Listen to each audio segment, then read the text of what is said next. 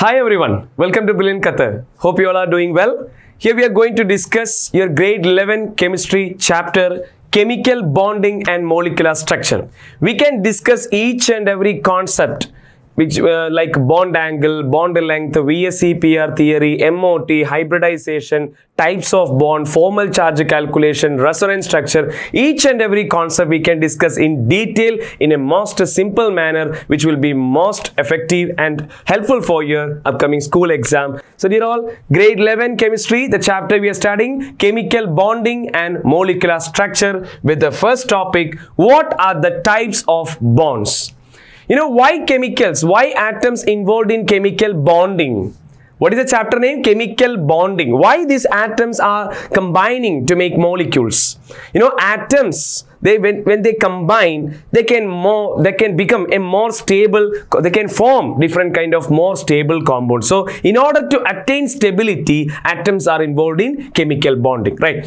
So chemical bonding, this chapter while you studying, you should know about three types of bonds in detail. They are Ionic bond, it's also known as electrovalent bond, second one covalent bond, and third one coordinate bond. Which all? Ionic bond, covalent bond, coordinate bond. So let's discuss in detail about each and every concept. What is meant by an ionic bond? You know, it's a bond between ions, right? For example, it is a type of chemical bond. It's a type of chemical bond in which the valence electrons are lost from one atom. For example, you know, let's have simplest compound NaCl, right? NaCl.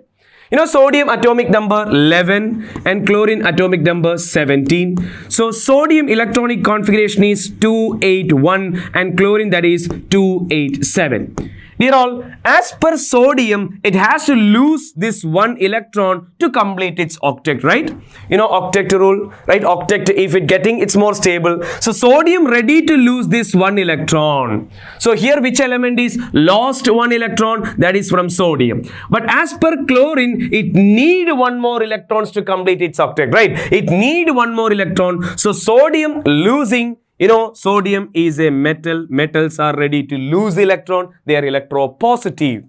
But chlorine need one electron and it is a non-metal and it accept electron. So what that metal and non-metal, what the bond is called an ionic bond. So how the ionic bonds are formed here all? Sodium lose one electron. Generally, metals lose electron and non-metals gain electron. So the bond between a metal and non-metal, what we call it as a ionic bond. So dear all, it's a type of chemical bond in which the valence electron are lost from one atom and gained by another. This is called an ionic bond. And let me discuss one important question for your exam. What are the favorable conditions? What are the favorable conditions to form an ionic bond? What are the favorable conditions to form an ionic compound, an ionic bond? They're all, first one, the metal should have low ionization enthalpy. You know what is meant by ionization enthalpy, right? It is the amount of energy required to remove an electron from the outermost shell. So low ionization energy mean metal can lose electrons so faster. Low ionization energy mean metal can lose electron faster. See, the metal when lose electron, then only non-metal can gain electron, right? So metal should have low ionization energy. That is the first condition to form an ionic bond. What about non-metal? For metal, low ionization energy, but for a non-metal, it should high electron affinity. You know, electron affinity. For example, a simple way, let me tell you dear all, if this, you know, metal should have an ability to lose electron and the non-metal should have an ability to accept electron, right? So metal should have low ionization energy, which mean it losing electron. So non-metal, what it is doing, non-metals are gaining electron. So what we can say, it's having high electron affinity. So conclusion, metal should have low ionization energy and non-metal should have high electron affinity. Then high lattice energy. If the ionic bond is more stronger bond, there will be high lattice energy. So these are the three conditions which favor to form for the formation of an ionic bond. So which all are the main important concepts there all? Low ionization enthalpy of the metal, then high electron affinity of the non-metal, and high lattice enthalpy. These are the three conditions to favor for the formation of which one? An ionic bond. So ionic bond is the formation of bond between what? A metal and non-metal. Metals are losing electron, non-metals are gaining electron, right? Second one. The second type of bond is covalent bond. You know, it's a very familiar compound. You may study in 10th grade also. What is meant by a covalent bond? Covalent bond is formed by between two atoms by the mutual sharing of which one? Electrons, right? So covalent bond formed between two or more atoms by mutual contribution and sharing of electrons. For a simple example, if you consider two chlorine atoms, for example, Cl2 molecule, you know, chlorine atoms, when we consider, you know, chlorine atomic number 17, so configuration is 287, right? So there are 7 valence electrons, right? 7 valence electrons are there for one chlorine. Let me consider another chlorine, so that is also having total 7 valence electron. How these chlorine molecules or chlorine atoms can combine to form a chlorine molecule? As per this chlorine, it needs one more electrons to complete its octet. What about this chlorine? Same. So they can share these 2 electrons, right? So as per this chlorine now, 2, 4, 6, 8 electrons are there. As per this chlorine, 2, 4, 6, 8 electrons are there. So they completed their octet. They got stability by mutual sharing of electron. Here you see chlorine, chlorine. Each chlorine contributing one electron, and then they are sharing equally. Mutual sharing of electron. By the way, if they are forming a bond, is called what? Covalent bond. Then there is another type of bond, what we call coordinate bond. Coordinate bond. What is coordinate bond and covalent bond difference?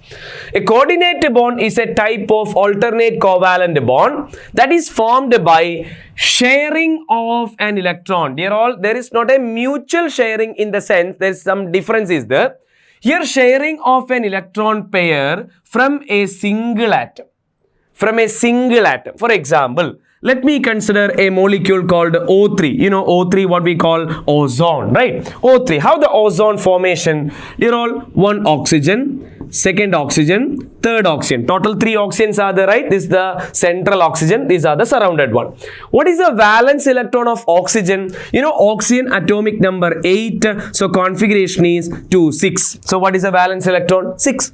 So let me write 1, 2, 3, 4, 5, 6. On each oxygen, 6 valence electron, right? So 1, 2, 3, 4, 5, 6. 1, 2, 3, 4, 5, 6. 6 valence electrons are there on each oxygen. Yes or no? Yeah. Now, tell me, dear all, as per this oxygen, how many electrons required to complete their octet? As per this oxygen, 2, 4, 6, it needs 2 more electrons to complete their octet, right?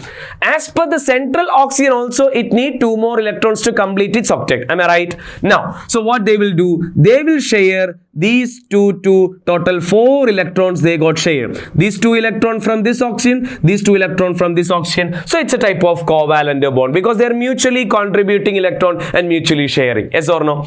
So as per this oxygen, now I think they completed their octet. Am I right? So this oxygen, 2, 4, 6, 8 electron completed. Octet completed. What about this oxygen? 2, 4, 6, 8. Yes, this central oxygen also completed its octet. What about the other oxygen? What about the other oxygen? They are all, this oxygen also required 2 electron, but if it make again double bond with the oxygen, so this oxygen octet can be destroyed, right? So already this oxygen completed its octet. So if it again share 2 electron, then it will be more than octet. So by maintaining the octet, how it can make a bond with other oxygen? By maintaining the octet of the central oxygen, how it can make a bond with the other oxygen? That is called a coordinate bond. Here, that this 2 electron, central oxygen, that 2 electron is giving to this oxygen, giving in the sense not completely losing. So both of those electrons, both of that two electrons are given by the central oxygen, then they are sharing equally. So what is the difference between covalent bond and coordinate bond? For example, you consider an atom A contain outermost one electron. Same one situation, let me take here A, this 2 electron. How this AA can make a bond here in this one? This A dot means one electron. They mutually share, so they can form a bond. This is called pure covalent bond. But what about this one? In this case, both of the electrons are given by, both of the electrons are taken from one atom and then they are sharing equally. That is called a coordinate bond. So covalent bond means both of the atoms are contributing electron and then they are sharing equally or mutual sharing. What about coordinate bond? Only one atom give both of the electron, then they are sharing equally. That is the difference between coordinate bond and covalent bond. Hope it's clear, dear all. So coordinate bond is a type of alternate covalent bond. It's also sharing, right? That is formed by sharing of an electron pair from a single atom. It's called what? Coordinate bond. Hope you clear what is meant by covalent bond, what is meant by coordinate bond and ionic bond. And one more question, dear all. What are the basic difference between ionic bond and covalent bond? What are the basic difference? First of all, ionic bond. Second one, covalent bond. It may be a question for your exam. Ionic bonds, dear all, they have high melting and boiling point because ionic bond is more stronger. Since ionic bond is more stronger, its melting and boiling points is too high. What about covalent bond? Because the bond is little weak, it's having low melting and boiling point. Compare and study, okay? We can remember. So ionic bond little stronger, so it shows or it possesses high melting and boiling point. What about covalent bond? Since it's weak, it shows low melting and boiling point. Then next one. Generally, ionic compound generally soluble in water and less soluble in non-polar solvents. You know, water is polar. So ionic compounds are generally soluble in what? Polar solvent, generally insoluble in non-polar solvent. But covalent compounds are generally insoluble in water and dissolve in non-polar solvents like benzene and all. So just opposite. Ionic compounds are soluble in water, polar solvent, but insoluble in non-polar solvent. Here just opposite. Last one, ionic compounds can conduct electricity in molten state, in liquid form, as well as in aqueous state. So ionic compounds, you know, ions, if it produces, it can, ionic mobility causes what? Electricity, right? So ionic compounds, they can split in aqueous solution, and in molten state also, they can show what? Conducting. They can produce what? Electricity. But what about covalent bond? They are poor conductors of electricity because ions are very less there. You know, ionic mobility causes what? More electricity. So ionic compounds are more, they can able to produce more electricity, but covalent bond less. So in the types of bond area, you have to know what is meant by an ionic bond, what is meant by a covalent bond and coordinate bond. And keep in mind what is the difference between ionic bond and covalent bond. Hope it's clear. Thank you all.